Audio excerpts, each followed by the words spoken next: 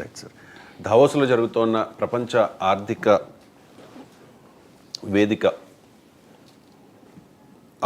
వేదిక మీద తెలంగాణ ముఖ్యమంత్రి రేవంత్ రెడ్డి, ఆంధ్రప్రదేశ్ ముఖ్యమంత్రి చంద్రబాబు నాయుడు, తమిళనాడు ముఖ్యమంత్రి స్టాలిన్, మహారాష్ట్ర ముఖ్యమంత్రి ఫడ్నవీస్ ఇలా నలుగురు కూడా ఒకే వేదికపై కనిపించారు సార్.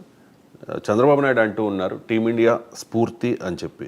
సో మార్గదర్శిగా చంద్రబాబు ఉంటారు అంటూ కేంద్ర మంత్రి అశ్విని వైష్ణవ్ కూడా కామెంట్ చేసిన పరిస్థితి ఏంటి సార్ టీమిండియా స్ఫూర్తి గురించి? టీమిండియా స్ఫూర్తి అయితే మంచిదే కదా, సంతోషమే కదా. ఇప్పుడు కేంద్రము రాష్ట్రాలకు అన్యాయం చేస్తుంది. చంద్రబాబు నాయుడు నాయకత్వంలో పోరాటం జరిగితే చాలా లాభం. ఎందుకంటే చంద్రబాబు నాయుడు చాలా సీనియర్ రాజకీయ నాయకుడు, జాతీయ రాజకీయాల్లో గుర్తింపు నాయకుడు, నరేంద్ర మోడీ ప్రభుత్వానికి కీలక మద్దతుదారుడు కనుక చంద్రబాబు నాయుడు సింబాలిక్గా మార్గదర్శిగా ఉండడం కన్నా ప్రాక్టికల్గా రియాలిటీలో మార్గదర్శిగా ఉండాలి. మోడీ ప్రభుత్వ విధానాలపైన ఒత్తిడి తేవాలి. ఇప్పుడు అసలు మేజర్ ఛాలెంజ్ డీలిమిటేషన్ రాబోతుంది. డీలిమిటేషన్ వస్తే సౌత్ ఇండియన్ స్టేట్స్ మొత్తం నష్టపోతాయి. ఎందుకంటే ఉత్తర భారత్ జనాభా తగ్గించడంలో విఫలమైన యూపీ, బీహార్ లాంటి ఉత్తరాది రాష్ట్రాలకు, హిందీ రాష్ట్రాలకు పార్లమెంట్లో వాటా షేర్ పెరిగిపోతుంది, సౌత్ ఇండియన్ స్టేట్స్తో తగ్గిపోతుంది. అందువల్ల ఖచ్చితంగా టీమిండియా స్ఫూర్తితో చంద్రబాబు నాయుడు మార్గదర్శకత్వంలో డీలిమిటేషన్కు వ్యతిరేకంగా నరేంద్ర మోడీ ప్రభుత్వం పైన పోరాడమని నేను అంటలేను, కనీసం ఒత్తిడి చేయాలి. ఈ సింబాలిజంతో వరల్డ్ ఎకనామిక్ ఫోరంలో వేదికమైన నలుగురు ముఖ్యమంత్రులు గ్రూప్ ఫోటో ఉంటే లాభం లేదు. చాలా సంతోషం, ఎందుకంటే ఈ నలుగురు ముఖ్యమంత్రులు భిన్నమైన పార్టీలకు చెందినవారు. అందువల్ల ఆ టీమిండియా స్పిరిట్ పెట్టుబడుల కోసం ఎందుకు ఉండాలి?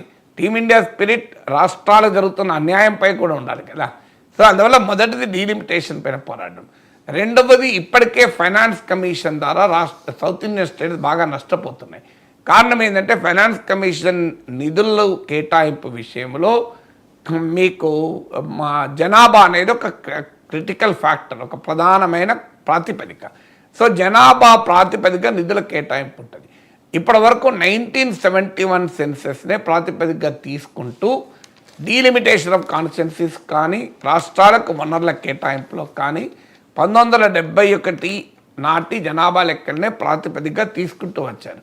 కానీ ఇప్పుడు ఇటీవల కాలంలో 2011 బేస్గా తీసుకుంటున్నారు. దీని ఫలితంగా సౌత్ ఇండియన్ స్టేట్స్ భారీగా నష్టపోతాయి. ఉదాహరణకు మీకు ఒక తమిళనాడు 20,000 కోట్లు నష్టపోతుంది. తమిళనాడే కాదు, ప్రతి రాష్ట్రము నష్టపోతుంది.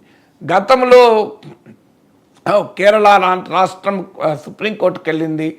కేరళ, తమిళనాడు ఇలాంటి రాష్ట్రాలు కలిసి కర్ణాటక సమావేశాలు పెట్టాయి. అందువల్ల కర్ణాటక రాష్ట్రం కూడా ప్రొటెస్ట్ చేసింది. అందువల్ల ఇప్పటికైనా చంద్రబాబు నాయుడు మార్గదర్శకత్వంలో టీమిండియా స్ఫూర్తితో జనాభా తగ్గించిన రాష్ట్రాలను మీరు పనిష్ చేయకండి. గతంలో చంద్రబాబు నాయుడు అన్నాడు, how will you punish performing స్టేట్స్ను పనిష్ చేస్తారా అని. బాగా ఎకనామిక్గా పర్ఫార్మ్ చేసిన స్టేట్స్ కూడా అన్యాయం చేస్తున్నారు. వెనుకబడ్డ రాష్ట్రాలకు మద్దతు ఇవ్వాల్సిందే, కానీ వైఫల్యాలను మనం ఇన్సెంటివైజ్ చేయకూడదు. చేతకానితనాన్ని, అసమర్థతను, పాలనాల వైఫల్యాన్ని మనం ఇన్సెంటివైజ్ చేస్తున్నాం. తనం రెండు రకాలుగా ఉంటుంది. అంటే ఒక నైసర్గిక స్వరూపం వల్ల వెనుకబడ్డ ఆధారనుకోండి, అభ్యంతరం లేదు. కానీ పనిచే చేతకాక, పాలన చేతకాక, రాజకీయాలు మతం చుట్టూ, కులం చుట్టూ తిప్పుకుంటూ అభివృద్ధిలో వెనుకబడిన వాళ్ళకి ఎందుకు ఇన్సెంటివైజ్ చేయాలి? ఇప్పుడు యూపీ, బీహార్లో జరుగుతున్నది అదే కదా. యూపీ, బీహార్, రాజస్థాన్, మధ్యప్రదేశ్, నేను అర్థం చేసుకోగలుగుతాను. నార్త్ ఈస్టర్న్ స్టేట్స్ ఉన్నాయి, వాళ్ళకి నైసర్గికంగానే వాళ్ళకు ఇబ్బంది. నేను అర్థం కాశ్మీర్ ఉంది, నైసర్గికంగా ఇబ్బంది, బార్డర్ స్టేట్స్. కానీ యూపీ, బీహార్, రాజస్థాన్, మధ్యప్రదేశ్ వీళ్ళకి ఏంటి, కులం మతం తప్ప అభివృద్ధి చుట్టూ రాజకీయం చేసే అలవాటే లేదు. సో వారిని ఎందుకు ఇన్సెంటివైజ్ చేయాలి? ఇది నేనన్నది కాదు, చంద్రబాబు నాయుడు అన్నాడు, how will you punish performing states అని. సో అందువల్ల చంద్రబాబు నాయుడు నాయకత్వంలో ఎకనామిక్గా పర్ఫార్మింగ్ స్టేట్స్ అయినా సౌత్ ఇండియన్ స్టేట్స్ను బెటర్ డీల్ రావడానికి పోరాడాలి. ఇది మూడవది. నాలుగవది, భారతదేశ డైవర్సిటీని కాపాడాలి. సౌత్ ఇండియాలో మొదటి నుంచి కూడా లింగ్విస్టిక్ డైవర్సిటీ కొరకు ఇప్పుడు ఇవాళ హిందీని రుద్దే ప్రయత్నం చేస్తున్నారు. హిందీయే మన ఆత్మ అంటున్నారు. హిందీలోనే కేంద్ర మంత్రులు ట్వీట్ చేయాలి అంటున్నారు. హిందీలోనే కేంద్ర ప్రభుత్వ నివేదికలు ఉండాలి అంటున్నారు. సో క్లియర్గా హిందీ సుప్రీమసీ మనకు కనబడుతుంది. తెలుగు ప్రజల అస్తిత్వం, భాషాపరమైన అస్తిత్వంతో పుట్టిన తెలుగుదేశం నాయకుడైన చంద్రబాబు నాయుడు ఖచ్చితంగా ఈ హిందీ సుప్రీమసీకి వ్యతిరేకంగా పోరాడాలి. ఐదవది, కేంద్ర పన్నుల్లో మేము 42% వాటా పెంచామని చెప్తున్నారు, కానీ రియాలిటీలో ఏం జరుగుతుంది? 30% మించి రావడం లేదు.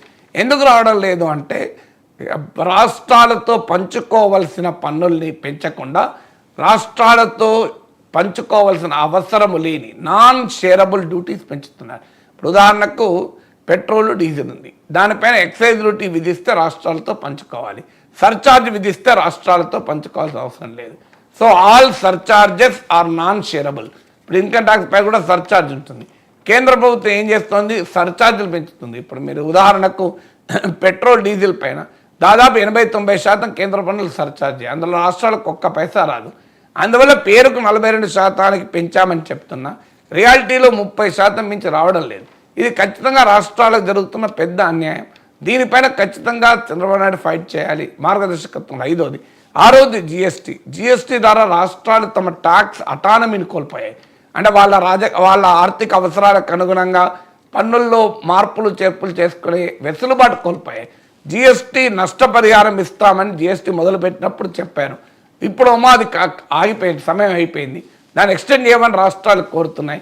అందువల్ల జిఎస్టీలో రాష్ట్రాలకు నష్టం జరగకుండా చూడాల్సిన బాధ్యత ఉంది. గవర్నర్లు 7వది. గవర్నర్ మిథ్యా గవర్నర్ వ్యవస్థను రద్దు చేయాలని తెలుగుదేశం గతంలో డిమాండ్ కూడా చేసింది, ఎన్టీ రామారావు టైంలో ఉండగా.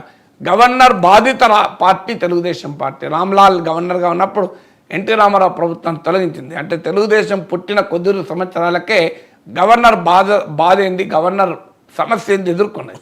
అందువల్ల ఇవాళ గవర్నర్లు దేశవ్యాప్తంగా ప్రతిపక్ష పాలిత రాష్ట్ర ప్రభుత్వాలపైన అన్యాయంగా ప్రవర్తిస్తున్నారు. తమిళనాడులో గవర్నర్ అయితే నేను తమిళ అన్న పదం వాడా, నేను ద్రవిడియన్ అన్న పదం వాడా, నేను అసలు గవర్నర్ ప్రసంగంలో పేరాలే చదువా, ఇలా ఇష్టం వచ్చినట్టుగా బిహేవ్ చేస్తున్నాడు. చంద్రబాబు నాయుడు నాయకత్వంలో తెలుగుదేశం పార్టీ గవర్నర్లకు వ్యతిరేకంగా పెద్ద పోరాటం చేయాలి. ఎందుకంటే ప్రతిపక్ష పాలిత రాష్ట్రాల్లో గవర్నర్లు అందరూ కూడా ఇబ్బందులు పెడుతున్నారు. నిజంగా గవర్నర్లను రద్దు చేయాలని డిమాండ్ చేసిన తెలుగుదేశం పార్టీ కదా, కేంద్రం మిథ్య అన్న తెలుగుదేశం పార్టీ కదా. అందువల్ల ఆ పార్టీకి నాయకుడిగా గవర్నర్ల వ్యవస్థ పైన పోరాడాలి. ఇలా టీమిండియా స్ఫూర్తితో చంద్రబాబు నాయుడు మార్గదర్శకత్వంలో రాష్ట్రాల హక్కుల కొరకు పోరాడాల్సిన సమయం ఆసన్నమైంది. చంద్రబాబు నాయుడు స్థాయిలో ఉన్న ఏ ముఖ్యమంత్రి కూడా లేడు. మీరు గమనించండి, ఇండియన్ పొలిటికల్ మ్యాప్ తీసుకోండి. చంద్రబాబు నాయుడుకున్న సీనియారిటీ కానీ, చంద్రబాబు నాయుడుకున్న వైడ్ పొలిటికల్ వర్సటాలిటీ కానీ, చంద్రబాబు నాయుడుకున్న హిస్టరీ కానీ అక్కడ ఇంకే ఏ ముఖ్యమంత్రికి లేదు. అందువల్ల చంద్రబాబు నాయుడు మార్గదర్శిగా ఉండాల్సిందే. దేని కొరకు ఉండాలి అనేదే క్వశ్చన్. మోడీ ప్రభుత్వాన్ని పైన ఒత్తిడి తేవటానికి మార్గదర్శకత్వం వహించాలి అని. మోడీ క్యాంపెయిన్ కొరకు అవసరం ఏం లేదు కదా, అది టీమ్ స్పిరిట్ ఏంది, Modi is capable of doing it. దానికి ఇంక మోడీకి వేరే వాళ్ళ అవసరం లేదు. ఇదే దావోస్లో మోడీని పొగుడుతూ కూడా మాట్లాడారు. సో మోడీ పబ్లిసిటీకి చంద్రబాబు నాయుడు అవసరం లేదు. Modi is capable of doing his own publicity. అందువల్ల రాష్ట్రాల హక్కుల కొరకు గనక చంద్రబాబు నాయుడిని నిలబడితే చరిత్రలో మిగులుతాడు. సో కేంద్ర రాష్ట్ర సంబంధాల మార్పు కొరకు పోరాడితే చంద్రబాబు నాయుడు నిలబడతాడు. ఇలా ఇప్పటికీ ఎన్టీ రామారావుని ఎందుకు గుర్తు చేసుకుంటాం? ఆయన అపోజిషన్ కాంక్లేవ్లు పెట్టి కేంద్ర ప్రభుత్వ రాష్ట్రాల ఫెడరల్ వ్యతిరేక విధానాలపై పోరాటం జరిపిన నాయకుడు. అందువల్ల చంద్రబాబు నాయుడు కూడా ఆ హిస్టారిక్ రోల్ ప్లే చేయాలి.